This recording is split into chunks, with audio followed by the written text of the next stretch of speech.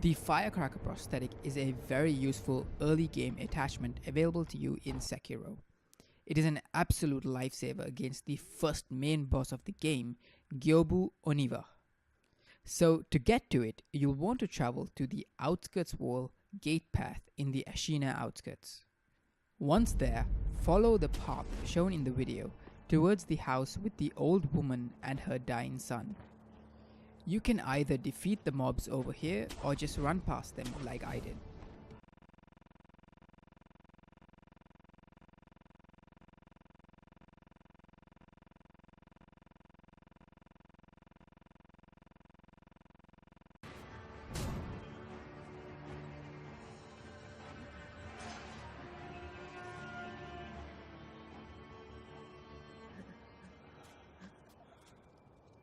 Once there, look right opposite the dying man and head towards that cliff, which you should be able to grapple onto. Follow the grappling hook path to lead you up the mountain.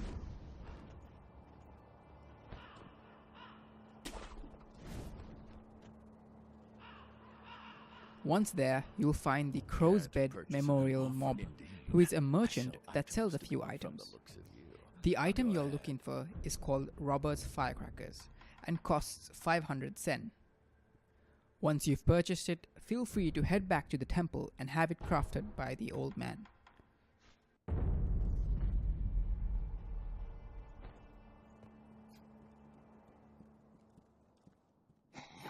Hope you guys found this guide useful. Leave a like and subscribe for more content, and expect a few tips for Sekiro coming soon.